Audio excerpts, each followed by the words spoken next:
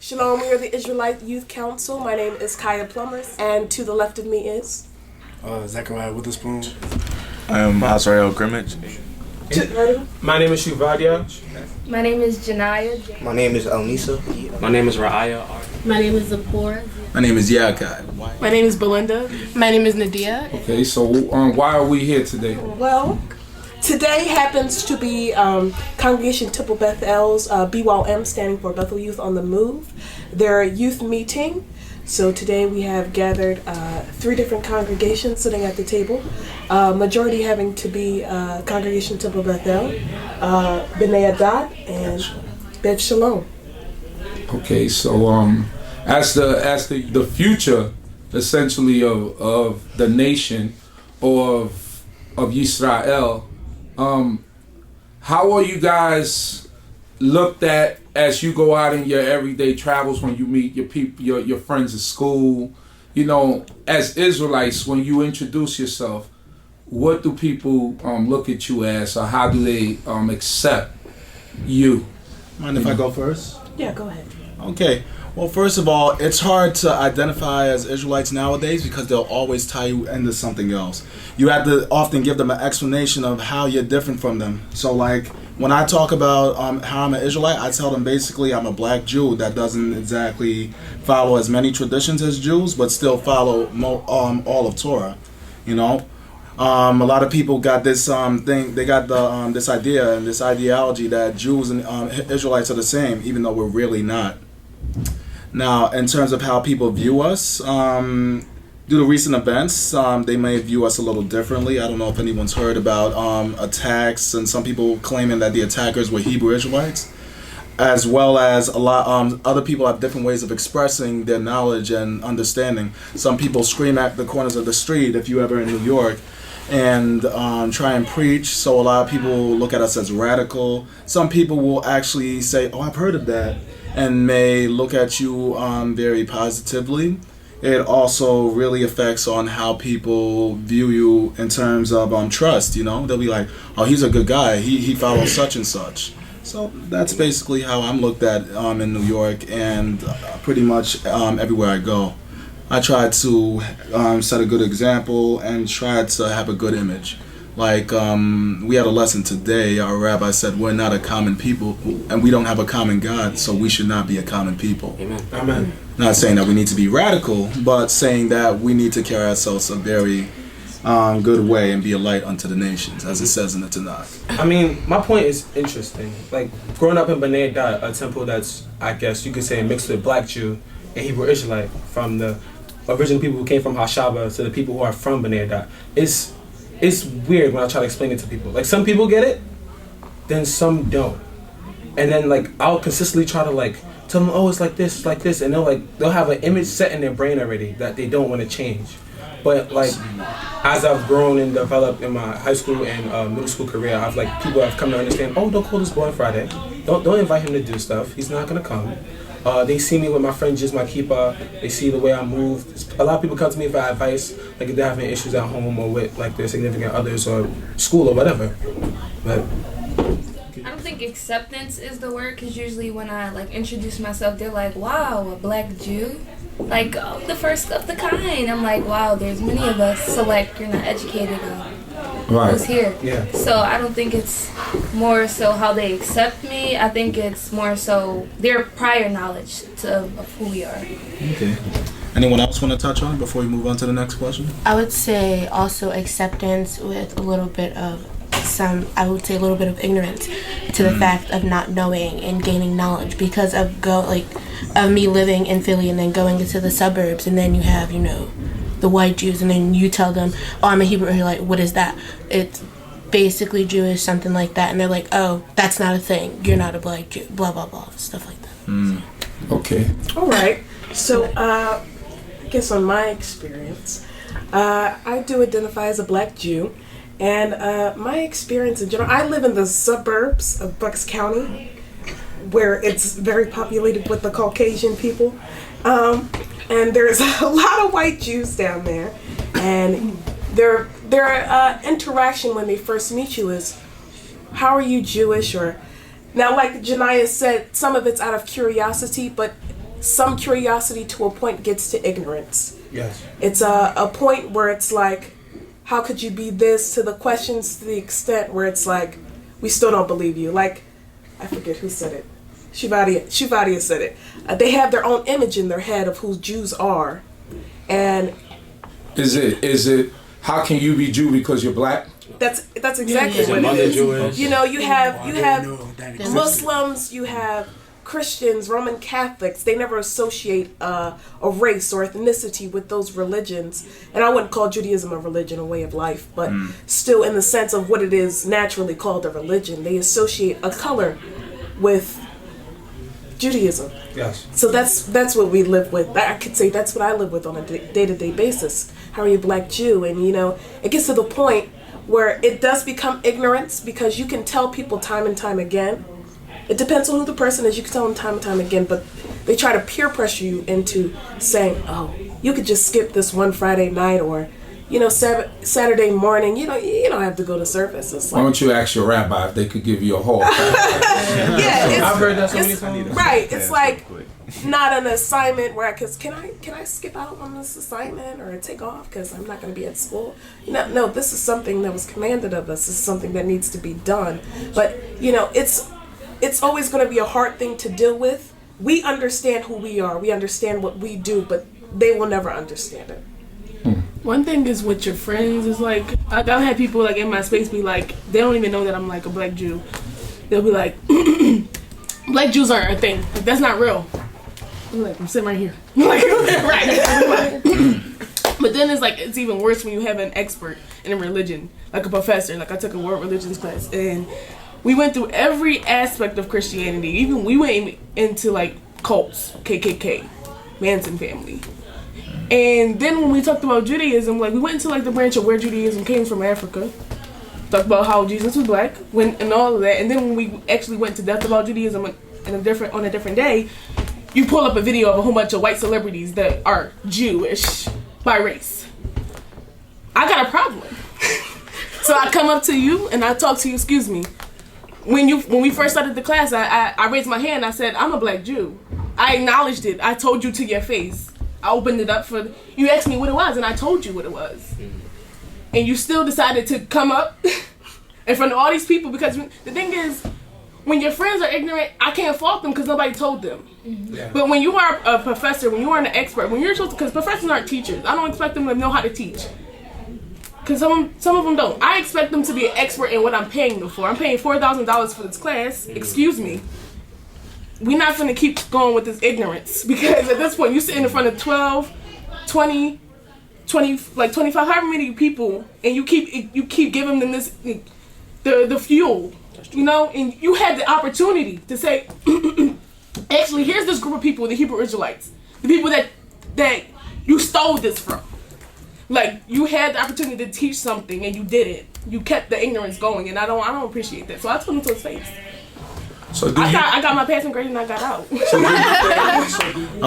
If we recall correctly, during the Civil Rights Movement, Martin Luther King used the press to really get across a message. Now they're doing the same thing he was doing. They're using the press to get out the message as well, that Jewish people are the real Jews, people, stuff like that. They're saying, and when they show us Hebrew Israelites, they're not showing us with actual Sidurs, because there are some of us that actually use the Sidur. There's us that read Hebrew. Instead, they're showing the people on the street that are screaming.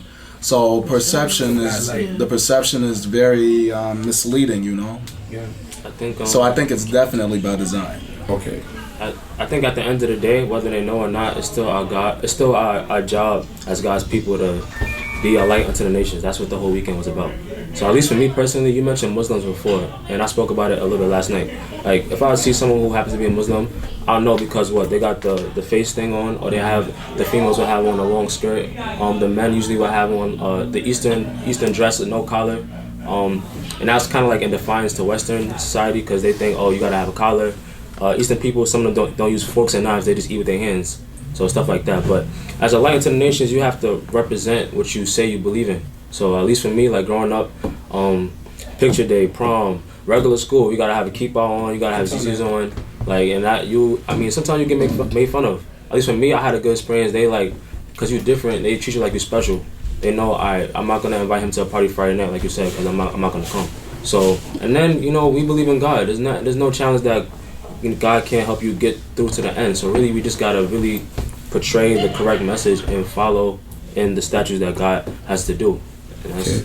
So, I mean, as the future of the nation, what plans do you guys have? What visions do you have for the nation, for Israel as a whole?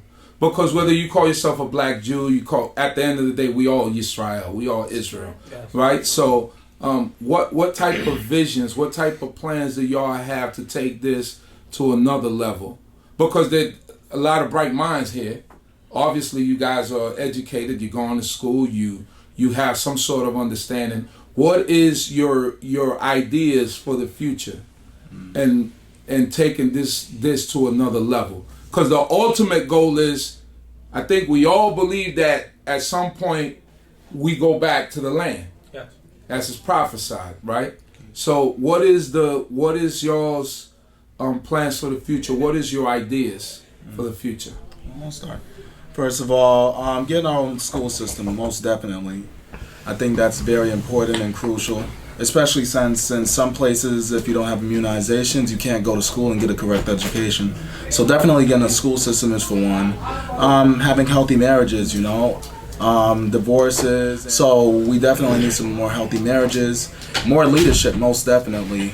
Rabbi Baruch's actually a dean of a rabbinical school, so I know I would definitely work on, how should I say it, advertising more people to go to rabbinical school so we can have more leadership in this community as well.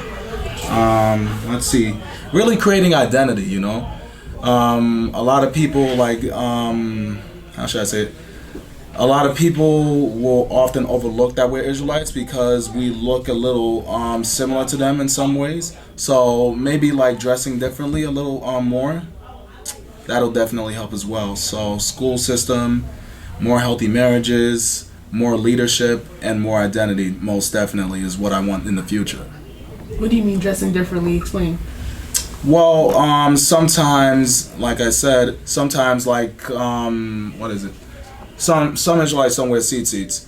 So if some Israelites don't wear seats and wear an Adidas shirt and an Adidas tracksuit, don't wear kippah, they could look like a regular person and people will not look at them a certain way. Yeah.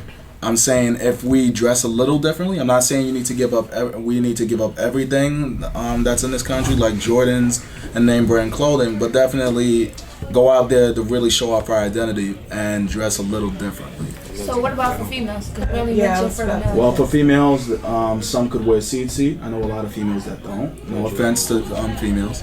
I know a lot of females that don't. What's another thing females could do? I can't think of anything else, but besides seats. At least in New York, the Israelite, females that I know some of them, they take jeans, the denim, and then they add material to the middle and then make skirts, which I think is really cool. It's cool to the point where some name brand people who make clothing, fashion, they copy the exact style and then put it's Gucci, Louis, and then the same exact thing and sell for $1,800. So stuff like that women could feel included with. I made this article of clothing and then mass produced for everyone to enjoy. Because sometimes you may not be able, the Tanakh has certain laws on what kind of material you could wear and no mixture. So maybe if they could manufacture and create their own a type of style and that'd be readily available for everyone, that would be good. But at least for me personally, we live in a capitalist society, so for me, I want to try and use my time to create financial wealth for the community. Obviously, God is the one who provides for us, but at least we're here right now. We need to work on gathering our resources together so we can have stability. Because when we go back into the land, we're not gonna go back and have to, hop in a caravan and go to the temple. We're gonna have, it's gonna be a modern society, from everything from plumbing to architecture to business, just to everything, every aspect. But yeah, that's what it is. Back to your point about clothing and making our own brands. I like how we're starting to make strides towards that. Actually, currently, I see you have the Akak Mabina clothing on right now. And if anyone's familiar with BSC, we have that as well. So we're definitely making a little strides towards having our own brand of clothing. I like how that direction is going. It's interesting how y'all bring up kind of standing out through your clothes. I think, but Tumi Patel has this understanding. We talked about this earlier in the month about us being a light. It's kind of like it don't matter what we got on. It don't, because even if we'll try to fit in, like literally, like we could go to the party thinking we got the fit, we got, the tightness to it, and they still be like, girl, you don't even belong here, like you're not fitting in at all. So I'm going like back and forth to work, and one of my coworkers stopped me, and then like I don't know how we got into like religion, but she goes, oh, so you're Black Jew, you look different, like I always like knew it was something different about you. You're just very modest, and I think I'm dressing like crazy. I'm too much skin showing because I'm a very like modest person. So I think modesty is what this congregation like focuses on. But I do respect the what the Torah says, the whole women should not wear men's clothing and the one material, that scripture. But we gonna shine regardless, and people gonna know who we are because they knew, they just didn't know specifically. But I'm different. So education. How do y'all feel about education, and how important is it for the future? I would say education is very important for your future, because no matter, you could be like the smartest person, but if like if your IQ is not on paper, nobody will ever accept you. That's why education is very important for your future. I think education is important because, like he said, we have to grow and we have to bring stuff back. Just like I'm going to school for HVAC. Right now, there's nobody in the Tumpa doing HVAC, so I'll be able to bring that back and then fix, like, be in an area that no one else is, and I can help out the community as a whole. I think other people should. So even if you're not looking to get a master's and a doctorate, at least if you get a skill set, you know something, right? A skill set that can help you to survive, and also you can bring it back to the community to help someone else out. Then that's also sufficient. That's good. I think the importance of education is very high. There's a lot of reasons why. In terms of education, I think it's very important, and what's also important is how much education you receive. I'm not a big fan of not getting higher education. I think you need as much education as you could get, because the education system in the United States nowadays is very flawed. I don't know if every state does this, but some states have Common Core, and they often do not teach you some things. They leave some stuff out. What else? Another thing about the education system today is that what was I trying to say? Not only do they leave stuff out, they also they also have taken out the old ways and brought in new ways, making parents unable to help their children. So I think education is very important, but also needs to be adjusted. That's why I brought the point earlier of having our own school. We're going to think of these things and not incorporate Common Core in our schools, but actually include common sense, life skills. What else? Maybe parenting, advising. In some of these schools, they're too much by the book. So often when we get help from a guidance counselor, it still doesn't make it better, So our own school would definitely be very beneficial. Okay. You have something to say? Oh yeah, in terms of education, my only problem with America is that people, I believe, are not being financially compensated as much as they're like. If you gotta go to school right now to go get do a 4 year and get a bachelor's, one semester is $15,000, 4 years is $60,000. Let's say you don't got that money to go in. Does that mean you're not as smart as the next person who went and didn't? No, you just didn't have the money. And then once you do graduate and get out, you still gotta work as a working American class citizen 40 hours a week. You're getting taxed out the wazoo, and it's like you're not gonna have as much fun in that career because they're taking all your money. And then even then, it's like it's very difficult. But I feel like if people were like compensated more for the skill set that they have, more people will be encouraged to go out and learn those skills, because you can't come at it from a viewpoint like you already know everything. Even with Torah, we're never going to fully understand everything. We gotta always try to make improvements, always try to keep on learning. But here it's like they don't like encourage you to go and do it. That sounds like a gripe, but what's the solution? Alright, but the solution is, also we need more resources. Like if it's just basically if everything was more readily available for people to access education information on certain skill sets, then more people would do it, because this thing that we need when we go back into the land, we need to set up. Yeah, but that's understood. But with the resources that you have, like he said, everybody doesn't do the book thing. He's obviously a hands-on type of person, right? So now, what's going to be your solution for the minimal resources, for all of those things? What is your solution? What is the alternative? What can you do? What can you do? Yes. Make some. I guess make some. I like to try to be like self-reliant. Certain things like that we always need. We need food, clothing, and shelter. So like if you would learn how to garden and till the field, then we were able to create a farm or substantial source of food for us. Like we were always gonna need land for Passover, and we gotta pay our arm and a leg to go out and get it. So we did something like that. You mentioned HVAC. That's good for like architecture and homes and that type of stuff. We always need a place to live. Yeah. Okay. I think it's super important higher education, because especially in like PWIs or just in general colleges, because I want to know what they know, our counterparts know, because I don't want to. Let me see this. Basically saying I want to know what they know so that I can be in the room and not only get my education from them, like white people, and then also have like come back home and like my people teach me my actual history, what it means, because then I feel more. I feel like I don't know how to put it, but basically you shouldn't be if you feel like you're the smartest person in the room, you're in the wrong room. Yeah. Mm-hmm. So I want to be in every room and feel like I can learn something from it, and that's just facts. I'm gonna be like that. The thing with information is like if I'm a millionaire, I obviously know what it is you need to know in order to be a millionaire. If I gave you $1 million, you would be a millionaire, I'll be broke. But if I gave you the know-how and the knowledge, then we both would be wealthy. Mm-hmm. So that's really, we just gotta kick knowledge. Anyone else want to give a response before we go on to the next? Anyone that didn't talk yet? I'm gonna say something. All of you guys have talked in terms of higher education, in terms of college here in America. I think we need to focus on Israel a little more. In terms of our own schooling, forward into, like Yaka was mentioning earlier about the vaccination, some people can't go to school now. They have to switch schools because they can't go to school.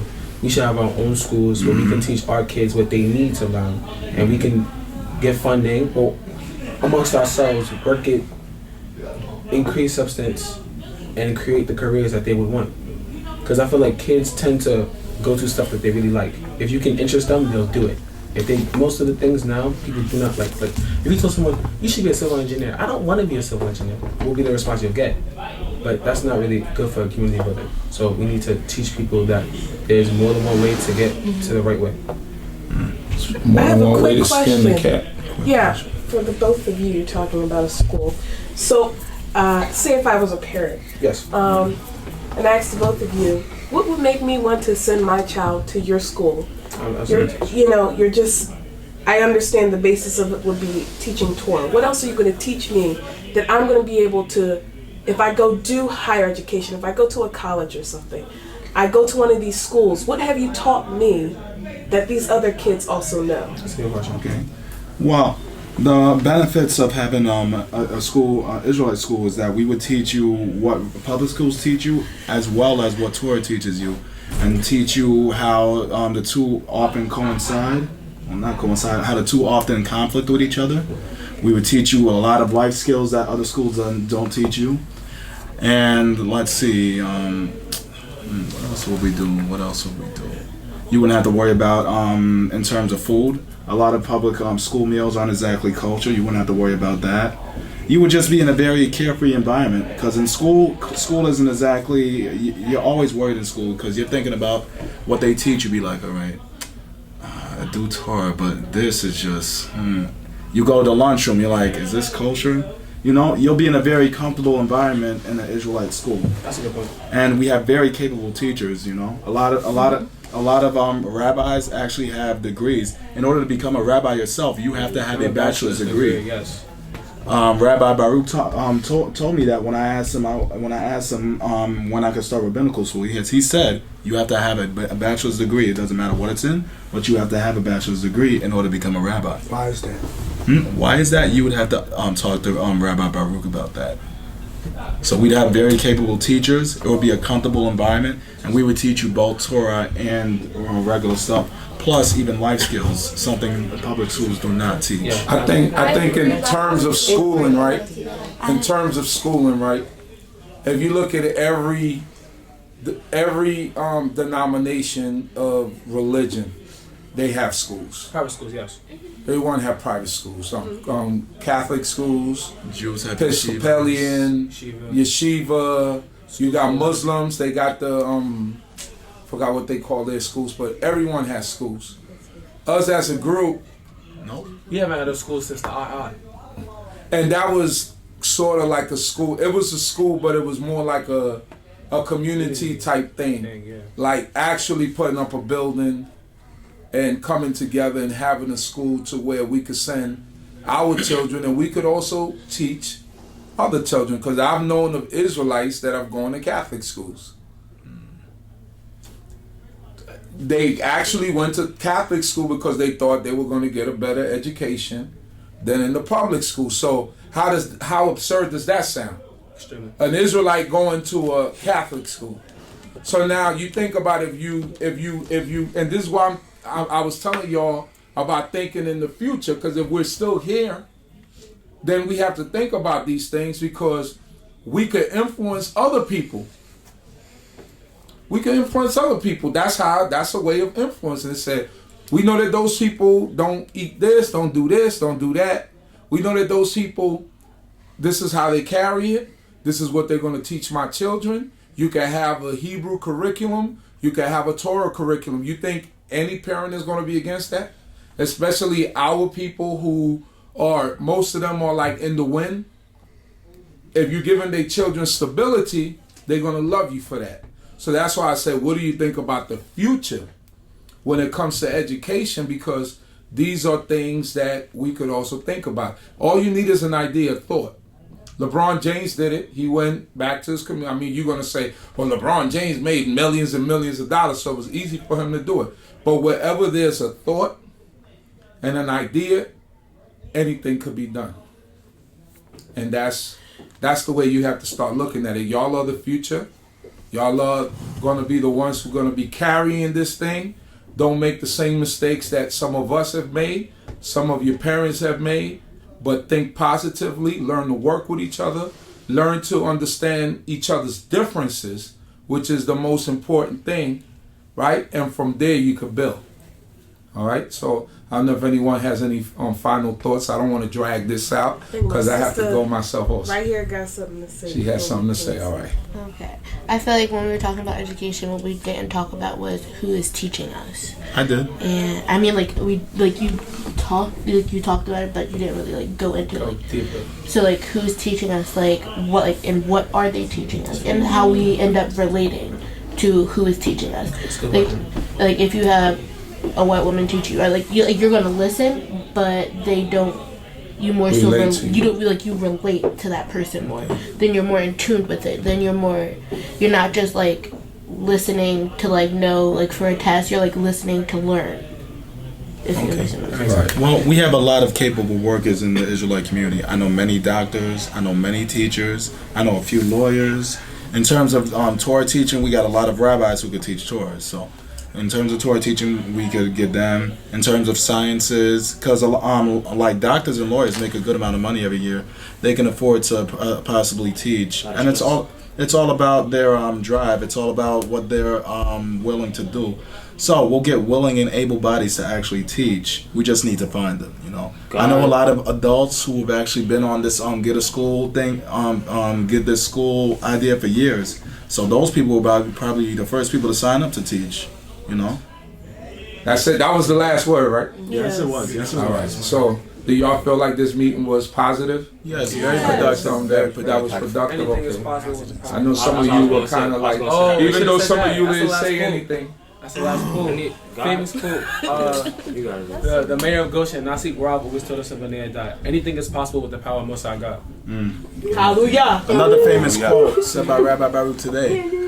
God is not common, so we can't be common. We need to think outside the box. We need to be uncommon, just like our God. Hallelujah.